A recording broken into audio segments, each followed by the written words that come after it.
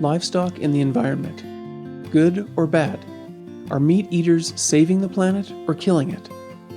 These debates play out every day in social and work groups and around family dinner tables. Highly triggering for all sides, the result is polarization with no resolution. Social media makes it easier for us to stay within our own echo chambers, only interacting with people who have similar opinions, and throwing rocks at those who disagree with us. Using communication strategies that foster understanding, compassion, and empathy rather than confrontation and divisiveness, we demonstrate that it is possible to build bridges between those echo chambers. These strategies work in any situation where there is potential conflict or differing opinions. I have always felt like I am on two sides of the creek or two sides of the fence because I own a feedlot and I do commercial industrial production, but I also make 10,000 tons of compost, and we are working on vermicompost, and we have fungal compost, and I have bees and a chaos garden. I went vegan in January of 2017. I actually did it for mental health reasons. When I was about 20, I got diagnosed with complex PTSD, an anxiety disorder, and depression. So I figured I can change what I eat. Let's give it a shot. And it changed my whole life. Lots of people are surprised when I say that because I love animals so much, but I did it for me first. I really get my back up about that all feedlots are bad and that, that we shouldn't have any feedlots. And I think that there's a way that we can do feedlots. We can have feedlots in an environmentally conscious way. And I think it is being done. And I think we could all get better at it. But that's the one when I'm over here on this side, I do get my back up. I think one of our biggest problems in all of the problems that we're trying to solve, especially right now, is saying if you're not with me, then you're against me. Social media has accelerated many fires that didn't need to be started, I think. It just allows you to pass along information without really finding a source, and it moves so quickly. I'm a big advocate for conversations in person all the time, especially about big problems. In every interaction, there are emotional responses. Joy, excitement, frustration, fear. And if that emotional reaction is greater than is called for example, if you're driving down the street and someone cuts you off, it's appropriate to feel frustrated with that. You're activated into a fight, flight, or freeze response, which means that you're activated into a different part of your brain that is now into a response for survival. And if that response in that, whether it's a driving or an opinion or a philosophy that gets triggered beyond an emotional response that's appropriate for that particular situation, we call that a trigger. And a trigger always stems from something in your past. You're triggered into that old repeated brain pattern. And so you lose your ability to think rationally because you've gone into that stress response to something that happened sometimes years ago. It's irresponsible to have conversations with people when you're activated. The challenge is you don't even know that you're activated. So you have to find some kind of a strategy for knowing when you can deactivate yourself before you respond. We all know that a healthy ecosystem is a diverse ecosystem. And it's no different than a human system. So how do we have diversity? Think about a team that you're on. If we don't have diversity, we don't need a team. If everybody's the same, we don't need each other. At the same time, the paradox is that when there's diversity, how do we get along? And how do we create creativity? How do we enable innovation? How do we enable trust when we think differently about the world, when we have a different paradigm? So what we're going to do today is I'm going to offer you a process for how we take differences and create unity around that difference. And the first thing we're going to do two things. And this very often doesn't happen, and it's why it becomes destructive and dysfunctional, because we don't define two things. That is, what is our purpose for doing this? And what will some of our ground rules be?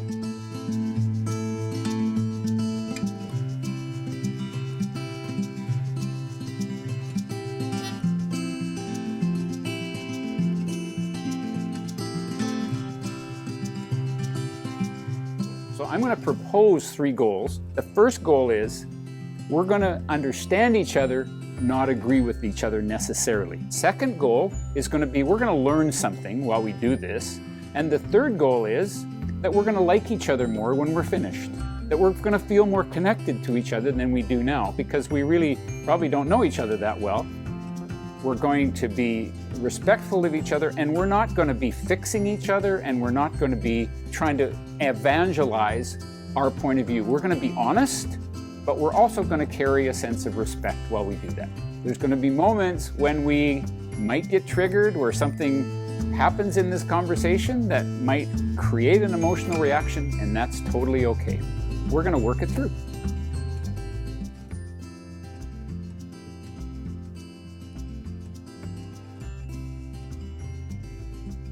Regardless of whether someone watches that film and decides to go vegan or decides to limit some animal products in their life, I think that that helps reduce the mass production of animal products, which I think, again, is another common ground point for people, that factory farming and the large, overblown, multiple animals crammed into one space, not actually taking care of the land, is not helpful to our environment, and that we can pull back from that.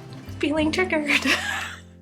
Okay, so this is a very common reaction when something comes up that gets triggered. And you're just feeling triggered right now. Absolutely. Okay, so what I'd like you to do, I want to give you an opportunity to talk about that trigger.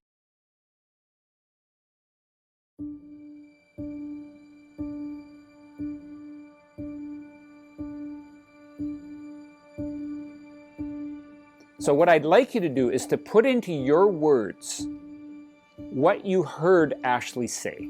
I believe Ashley was saying that by scaling back meat products or protein, animal proteins, it would be helpful to the environment, and that it's not actually good in the Western diet to be eating as much meat as we do, and that factory farming and having animals crammed into one spot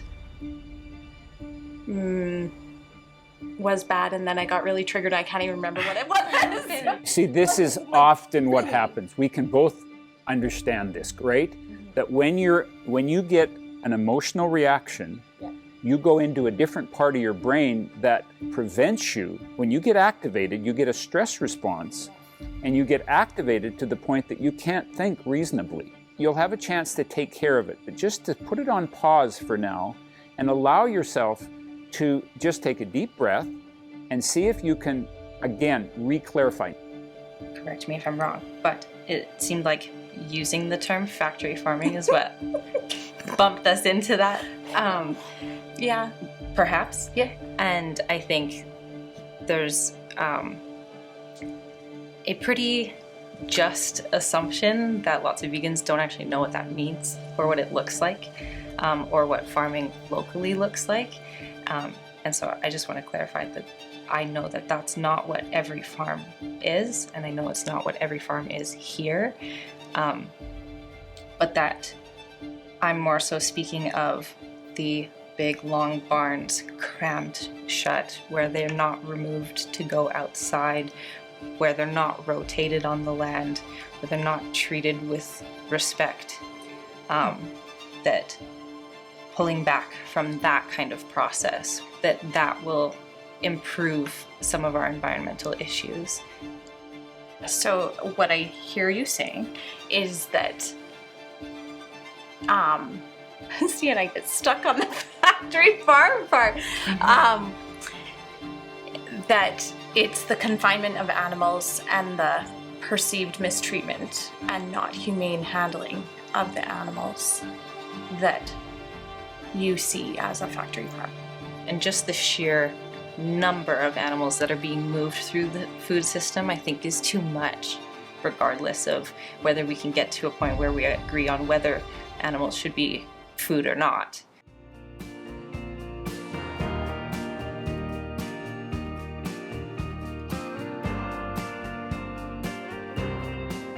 I have a hard time with all of it, because I own a feedlot and I'm very proud of what I do, and I'm very proud of how we treat the animals and how we treat the land. And I feel like by blind slating us all as factory farms are bad, I can't even look at her and do it. But by like saying factory farms are bad, it like hurts me in my gut, because that's who I am and that's what I do, and we are so proud of what we do, and we're so proud of how we handle the animals from the minute they step off the truck on my yard. There's a lot of emotion about this. A lot of emotion. Felt like your whole identity was being attacked. Yes. Ashley, can you put into words what you heard? We maybe have a different perspective on what those words mean and what that looks like, because when I use that word, it seems like that's something very painful to you and being painted as something really monstrous. And I think that makes a lot of sense to me, but maybe we're just on a different page about that. So would you explain to me what you see that term as representing? Like, you're not calling it a feedlot, and you're not calling it a chicken barn, and you're not calling it a pig barn. You're calling it factory farming for a reason. And I think it's to paint a picture. And my feeling is we are all so different. Every single one of us that own a feedlot or own a pig barn or own a chicken barn do it so incredibly different. But I think it's unfair to paint me as a factory farmer. I'm well aware that a feedlot is a huge blind spot for me. I've never been, driven past, waved to the cows. That's about it. That's my experience with that. And so that's honestly why I was very excited to hear where you come from, so that I can learn something more. And in hearing what you just said, you've actually changed my mind about that language, because I think you're right, and it's become too much of a buzzword that enough people don't understand what they're describing by that, because you're right, they have seen all sorts of different footage. Me, myself, have been a part of an action that has gone onto a farm that is severely mistreating their animals. And so I've seen that in person, and so that's what comes to mind for me.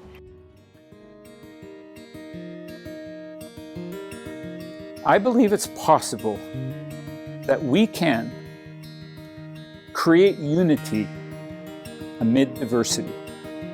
But it takes the courage to tell the truth and the clarity to recognize when we're in a space that is going to be hurtful to people. And we have a responsibility to listen, to understand, and to take responsibility for our own stress level, so that our stress level isn't imposed and creating more trauma on other people.